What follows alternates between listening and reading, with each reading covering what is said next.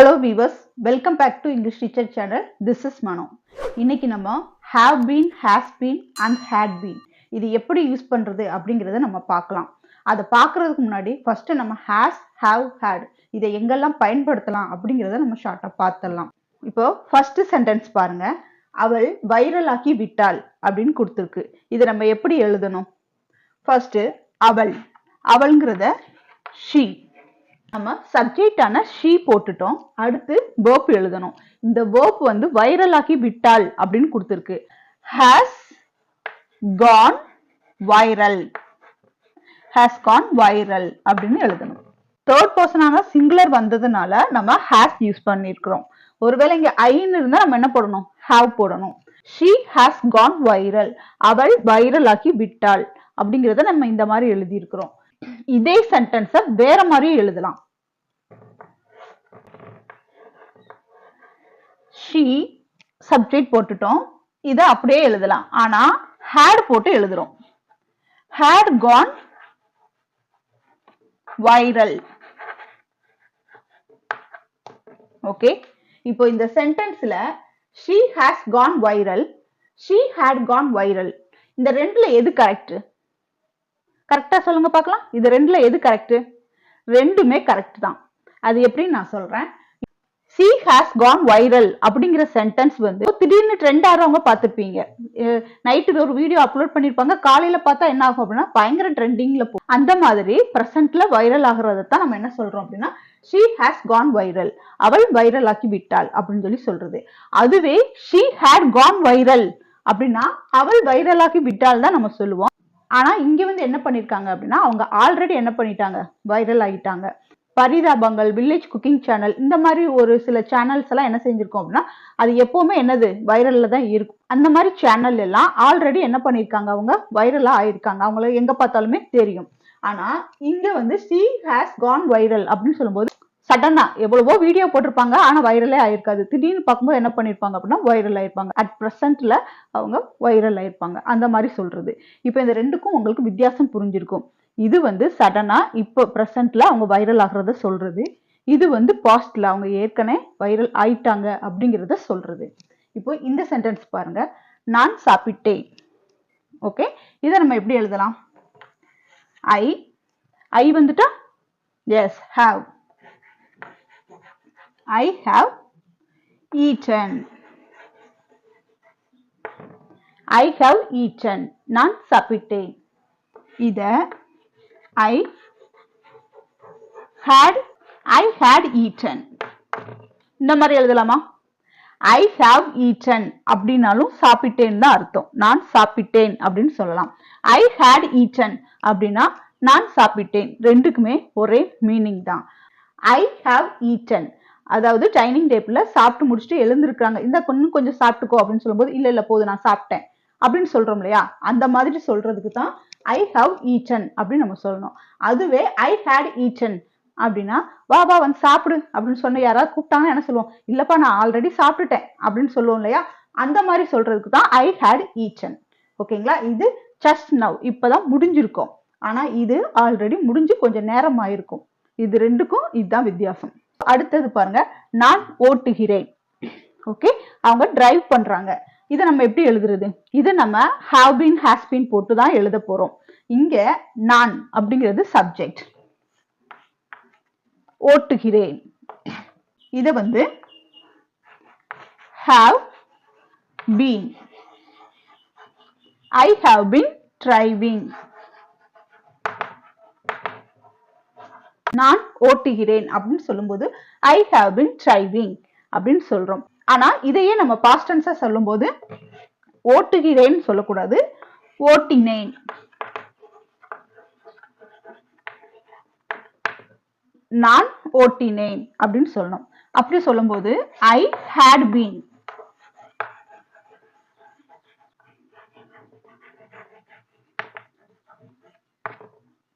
I had been driving. நான் ஓட்டினேன் அப்படின்னு சொல்றது. இங்க இந்த ரெண்டு சென்டென்ஸ் என்னன்னு பார்க்கலாம்.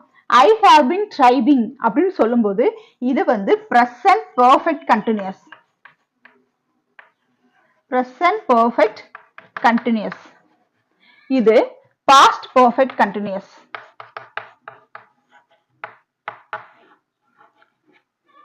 ஓகேங்களா? இது present perfect continuous, அது past perfect continuous. இன்னைக்கு நம்ம பார்க்க போறது has been, have been and had been. ஒரு சென்டென்ஸை perfect continuous tenseல எப்படி யூஸ் பண்றது அப்படிங்கறத நம்ம பார்க்க போறோம். இப்போ இதை நம்ம ஒரு ஷார்ட்டா ஒரு ரிவ்யூ பார்த்துடலாம். ப்ரெசன்ட் பாஸ்ட் இது ரெண்டுக்கும் என்ன டிஃப்ரெண்ட் அப்படின்னு நம்ம பார்க்கலாம்.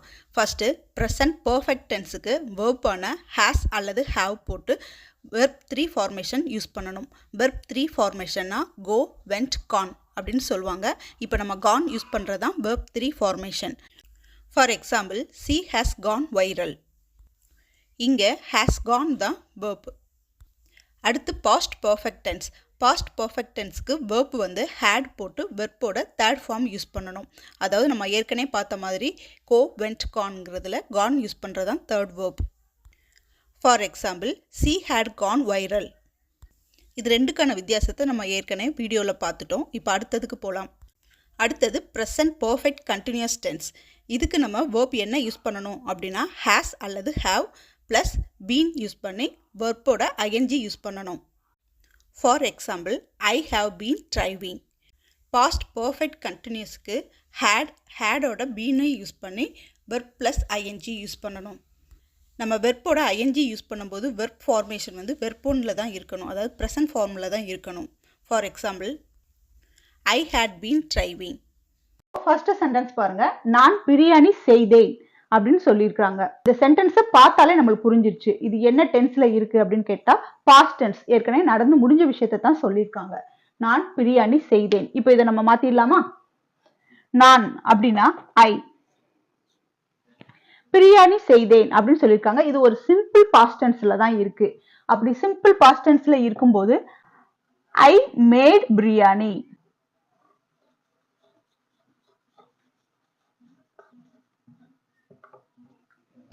இது ரொம்ப சிம்பிளா எழுதிட்டோம். சரியா? நான் பிரியாணி செய்தேன் அப்படிங்கிறத ஐ மேட் பிரியாணி அப்படின்னு எழுதியிருக்கோம். இங்க ஐங்கிறது நான், செய்தேங்கிறது தான் மேடு போட்டிருக்கோம், பிரியாணினே போட்டுட்டோம். சரியா? இது ரொம்ப சிம்பிளா இருக்கு. இந்த மாதிரி சிம்பிளான சென்டென்ஸை நம்ம சிம்பிள் பாஸ்ட் டென்ஸ்னு சொல்லுவோம். ஓகேங்களா? இந்த சென்டென்ஸ் சிம்பிள் பாஸ்ட் டென்ஸ்ல இருக்கு. இப்போ அடுத்த சென்டென்ஸ் பாருங்க, நான் பிரியாணி செய்து கொண்டிருந்தேன் அப்படின்னு சொல்லியிருக்காங்க. ஸோ இந்த சென்டென்ஸ் வந்து இந்த கொண்டிருந்தேன் அப்படின்னு சொல்றது வந்து ஒரு கண்டினியூஸ் டென்ஸை குறிக்குது. இந்த சென்டென்ஸும் பாஸ்ட் டென்ஸ்ல தான் இருக்கு. ஆனா கொண்டிருந்தேங்கிற கண்டினியூஸ் சொல்றதுனால இது பாஸ்ட் கண்டினியூஸ்ல இருக்கு.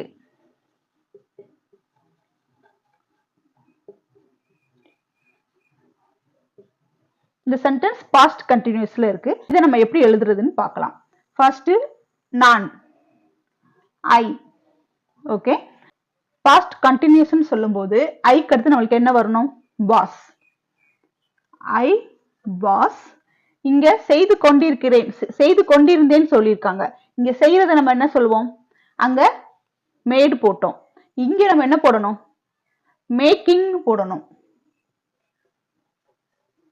பாஸ்ட் டென்ஸ்னால நம்ம மேடு போட்டோம். அதுவே பிரசன்ட் டென்ஸ்ல சொல்றதா இருந்தா மேக் போடணும். மேக், மேட், மேட் அப்படிதான் வரும். இப்போ மேக்கோட நம்ம ஐஎன்ஜி சேர்த்து எழுதியிருக்கோம். இப்போ சப்ஜெக்ட் எழுதியாச்சு, verb எழுதியாச்சு. I was making. என்ன மேக் பண்றாங்க? பிரியாணி.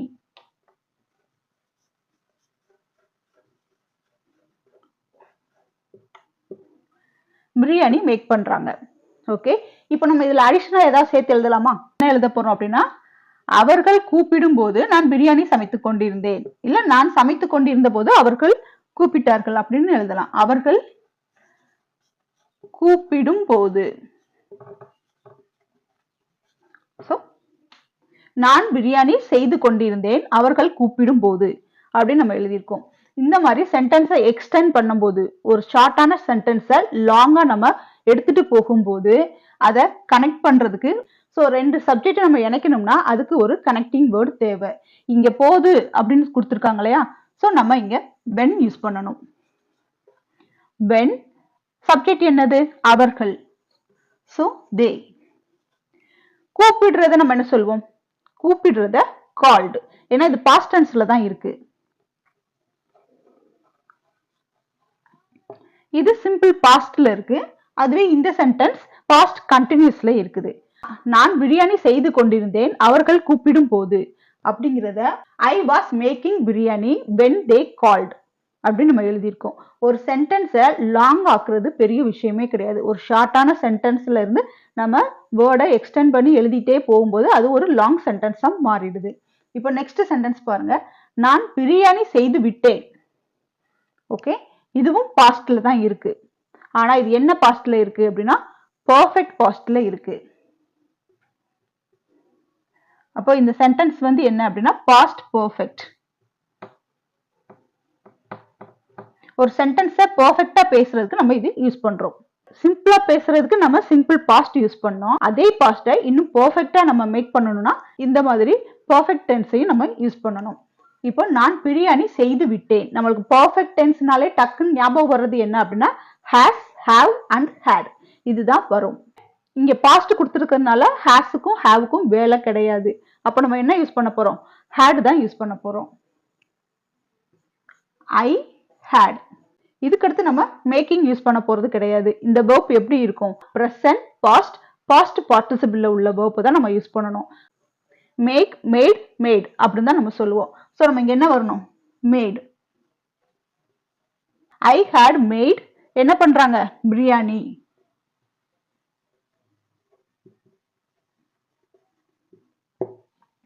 ஓகே, நான் பிரியாணி செய்து விட்டேன் அப்படின்னு எழுதுறதுக்கு ஐ ஹேட் மேட் பிரியாணி அப்படின்னு நம்ம எழுதலாம். இப்போ இதே சென்டென்ஸை நம்ம எக்ஸ்டெண்ட் பண்ணலாம். இதுல நம்ம பின்னாடி எழுதணும் இல்லையா? அவர்கள் கூப்பிடும் போதுன்னு பின்னாடி எழுதணும். ஆனா இந்த சென்டென்ஸ்ல நம்ம முன்னாடி எழுத போறோம். அவர்கள் வருவதற்கு முன் அப்படின்னு சேர்த்துக்கலாம். அவர்கள் வருவதற்கு முன். இப்ப இந்த சென்டென்ஸ் பாருங்க. அவர்கள் வருவதற்கு முன் நான் பிரியாணி செய்து விட்டேன் அப்படின்னு கொடுத்திருக்காங்க. அப்போ அவங்க வர்றதுக்கு முன்னாடி என்ன செஞ்சுட்டாங்க? அவங்க பிரியாணி எல்லாம் ப்ரிப்பேர் பண்ணி முடிச்சுட்டாங்க. இந்த சென்டென்ஸ்ல நான் பிரியாணி செய்து விட்டேங்கிறத ஆல்ரெடி என்ன பண்ணிட்டோம்? கம்ப்ளீட் பண்ணி வச்சிட்டோம். இப்போ நம்ம அடிஷனலா சேர்க்க வேண்டிய விஷயம் என்ன அப்படின்னா அவர்கள் வருவதற்கு முன் அப்படின்னு சொல்லிட்டாங்க. இந்த சென்டென்ஸ்ல நம்மளுக்கு முன் தான் கனெக்டிங் வேர்டா வருது. ஸோ முன்னு சொல்லும் போது பிஃபோர், பின்னு சொன்னா ஆஃப்டர், முன்னு சொன்னா பிஃபோர். இப்போ அவர்கள் வருவதற்கு அதைத்தான் நம்ம எழுதணும். நம்ம கனெக்டிங் வேர்டான பிஃபோர் யூஸ் பண்ணிட்டோம். சப்ஜெக்ட் என்ன? தே. அவர்கள், தே. இங்க வருவதற்கு அப்படின்னு கொடுத்திருக்காங்க. நம்ம அங்க என்ன பார்த்தோம்? கூப்பிடும் போதுன்னு பார்த்தோம். கூப்பிடுறதுக்கு கால்டுன்னு போட்டோம். இங்க வருவதற்கு அரைவ்டு. Very good. இதுல எல்லா விஷயமுமே நம்மளுக்கு தெரிஞ்சிருக்கு. ஐனா என்னன்னு தெரியும், ஹேடுனா என்னன்னு தெரியும், மேடு, பிரியாணி, பிஃபோர், தே, அரைவ்டு இதெல்லாம் நம்ம அடிக்கடி என்ன செஞ்சிருக்கோம்? பார்த்திருக்கோம். சரியா? புதுசா எதுவுமே நம்ம எழுதல. எல்லாமே தெரிஞ்ச வார்த்தைகளை தான் நம்ம எழுதியிருக்கோம். ஆனா இதுல என்ன நம்மளுக்கு கிரிட்டிக்கல்னா எதை எங்க போட்டு பேசுறது, எதை எங்க போட்டு நம்ம சென்டென்ஸை மேக் பண்றது அப்படிங்கிற கன்ஃபியூஷன் தான் இருக்கும். அந்த மாதிரி கன்ஃபியூஷனுக்கு நம்மளுக்கு டென்ஸ் கொஞ்சம் தெரிஞ்சிடுச்சுன்னா நம்ம ஈஸியா சென்டென்ஸை ஃபார்ம் பண்ணிக்கலாம். இப்போ I had made biryani before they arrived. Okay, அவர்கள் வருவதற்கு முன் நான் பிரியாணி செய்து விட்டேன் அப்படின்னு சொல்றது. இப்போ இந்த சென்டென்ஸ் எப்படி இருக்கு அப்படின்னா பாஸ்ட் பர்ஃபெக்ட் டென்ஸ்ல இருக்கு. ஃபர்ஸ்ட் சிம்பிள் பாஸ்ட் பார்த்தோம், அடுத்து பாஸ்ட் கண்டினியூஸ் பார்த்தோம், அதுக்கடுத்து பாஸ்ட் பர்ஃபெக்ட் டென்ஸ் பார்த்தோம். இப்போ அடுத்தது பார்க்கலாம். நான் பிரியாணி செய்து கொண்டிருந்தேன். இந்த சென்டென்ஸ் பார்த்த மாதிரி இருக்குது இல்லையா? கண்டிப்பா பார்த்திருப்பீங்க. மேலேயே எழுதியிருக்கேன். நான் பிரியாணி செய்து கொண்டிருந்தேன் அப்படிங்கிறத நம்ம மேலேயே பார்த்தோம். இப்போ அதே சென்டென்ஸ் தான் கீழேயும் வந்திருக்கு. நான் பிரியாணி செய்து கொண்டிருந்தேன். இதுக்கும் அதுக்கும் என்ன வித்தியாசம்? அதை பார்க்கறதுக்கு முன்னாடி நம்ம இதை கம்ப்ளீட் பண்ணிடலாம். நான்ங்கிறது ஐ. இங்க செய்து கொண்டிருந்தேன் அப்படிங்கும்போது பாஸ்ட் பர்ஃபெக்ட் கண்டினியூஸ் டென்ஸுக்கு என்ன ஃபார்மேட் நம்ம ஆல்ரெடி பார்த்திருக்கோம் இல்லையா? என்ன பார்த்தோம்? ஹேஸ், ஹேவ் அண்ட் ஹேட் போட்டு அதோட பீன் போட்டு அதுக்கடுத்து என்ன போட்டிருக்கோம்? வெர்போட ஐஎன்ஜி போட்டு எழுதுறதுதான் அதோட ஃபார்மேட். இப்போ அதை நம்ம எழுதிடலாமா? ஐ வந்தாலும் சரி, ஷீ வந்தாலும் சரி, நம்ம போட வேண்டியது என்ன? பாஸ்ட் டென்ஸ்ல இருக்கும்போது ஹேட் தான் போடணும், பீன் போடணும். ஓகே, பீனும் போட்டாச்சு. இங்க வெர்ப்ல ஐஎன்ஜி போட்டு எழுதணும், மேக். ஸோ வெர்போட ஐஎன்ஜி சேர்க்கும் போது making. I had been making. என்ன மேக் பண்ணாங்க? Biryani. I had been making biryani. நான் பிரியாணி செய்து கொண்டிருந்தேன் அப்படின்னு எழுதியாச்சு. இப்ப என்ன டிஃபரெண்ட் நம்ம பார்த்துடலாமா? இந்த இந்த வாக்கியம் வந்து அட் த பிரசன்ட். இந்த சென்டென்ஸ்ல அவர்கள் கூப்பிடும் போது நான் பிரியாணி சமைத்து கொண்டிருந்தேன் அப்படின்னு சொல்லியிருக்கு. இந்த வாக்கியம் வந்து அந்த டயத்துல அவங்க கூப்பிடும் போது நான் இந்த மாதிரி செஞ்சுக்கிட்டு இருந்தேன்னு சொல்றாங்க. அது அந்த டயத்தோட முடிஞ்சிருச்சு. ஆனா இங்க நீங்க சொல்லும் போது இந்த ஆக்ஷன் வந்து நடந்துகிட்டே இருக்கு. அது அட் த டைம்ல நடந்திருக்கு. அவங்க கூப்பிடும் போது என்ன செஞ்சேன்? சமைச்சிட்டு இருந்தேன். சரி அவங்க கூப்பிட்டாங்களே அப்படிங்கிறதுக்காக நான் என்ன பண்ணிட்டேன்? டக்குன்னு சமைச்சு முடிச்சுட்டு கிளம்பிட்டேன் அப்படின்னு கூட நம்ம சொல்லலாம். ஆனா இங்க வந்து அப்படி கிடையாது. அங்க சமையல் வேலை வந்து என்ன செஞ்சிட்டு இருக்கு? தொடர்ந்து நடந்துகிட்டு இருக்கு. இந்த மாதிரி சென்டென்ஸை வந்து அடிஷனலா ஒரு கீவேர்டோட தான் கொடுப்பாங்க. இங்க நம்ம நான் பிரியாணி செய்து கொண்டிருந்தேன் அப்படின்னு நம்ம பார்த்தோம். ஆனா இந்த சென்டென்ஸை நம்ம இன்னும் கரெக்டான ஃபார்மேட்ல எழுதணும் அப்படின்னா நான் பிரியாணி மணிக்கணக்கில் செய்து கொண்டிருந்தேன். ஓகே, நான் பிரியாணி மணிக்கணக்கில் செய்து கொண்டிருந்தேன். அந்த பிரியாணி செய்யறதுக்கு அவங்களுக்கு 1 மணி நேரமோ 2 மணி நேரமோ ஆயிருக்கலாம். ஸோ இவங்களுடைய ஆக்ஷன் வந்து எப்படி இருக்கு அப்படின்னா ரொம்ப நேரம் செஞ்சுட்டு இருக்காங்க. இங்க வந்து அப்படி கிடையாது. அட் த டைம்ல அவங்க அதை செஞ்சுட்டு இருந்தாங்க, அவ்வளவுதான். இங்க உள்ள ஆக்ஷன் வந்து கொஞ்சம் லாங் ஆக்ஷனா இருக்கும். நான் பிரியாணி மணிக்கணக்கில் செய்து கொண்டிருந்தேன் அப்படிங்கிறத ஃபார் ஆன் ஹவர், மணிக்கணக்கில் அப்படிங்கிறத ஃபார் ஆன் ஹவர் அப்படின்னு சொல்லி எழுதணும். இப்போ I had been making biryani for an hour. Okay, நான் பிரியாணி மணிக்கணக்கில் செய்து கொண்டிருந்தேன் அப்படின்னு சொல்றதுக்கு. ஸோ இதே சென்டென்ஸை இன்னும் நம்ம எக்ஸ்டெண்ட் பண்ணிக்கலாமா? நான் பிரியாணி மணிக்கணக்கில் செய்து கொண்டிருந்தேன் அவர்கள் வரும்போது.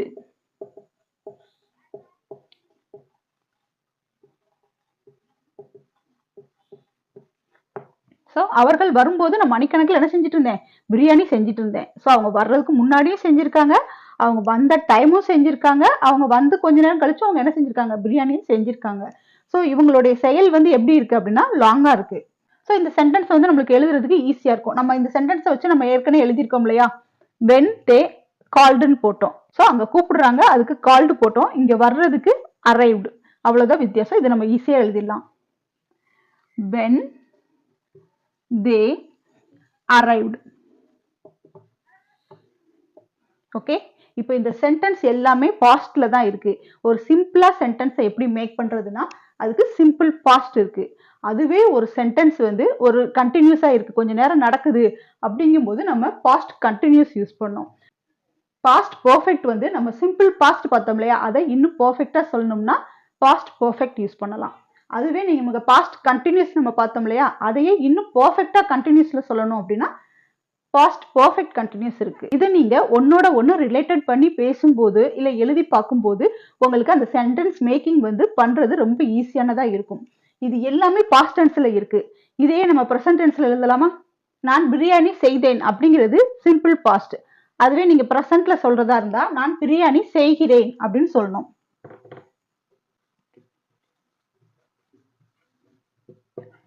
செய்கிறேன்னு சொல்லும்போது அந்த சென்டென்ஸ் வந்து பிரசன்ட்ல மாறிடுச்சு. இப்ப பிரசன்ட்ல மாறினதுனால இங்க நம்ம என்ன மாத்தணும் அப்படின்னா அந்த வேர்ப் தான் நம்ம மாத்தணும். சோ இங்க வேர்ப் என்ன அப்படின்னா மேட். மேடுங்கிறது பாஸ்ட்ல இருக்கு. இதை நம்ம பிரசன்ட்ல மாத்தும் போது மேக் போடணும். மேட வந்து மேக். ஓகேங்களா? அவ்வளவுதான் மாத்திருக்கோம். இங்க காலத்தை மாத்தும் போது அந்த காலத்துக்கான வெர்பை மாத்துறோம். ரொம்ப சிம்பிளா தான் இருக்கு. நான் பிரியாணி செய்கிறேன் அப்படிங்கிறத ஐ மேக் பிரியாணி. அவ்வளவுதான். That's all. ரொம்ப எல்லாம் கிரிட்டிக்கல் கிடையாது. இப்போ அடுத்தது பாருங்க, நான் பிரியாணி செய்து கொண்டிருந்தேன் அப்படின்னு பார்த்தோம். இது வந்து பாஸ்ட் கண்டினியூஸ்ல இருக்கு. இதுவே பிரசன்ட் கண்டினியூஸ்ல எழுதுறதா இருந்தா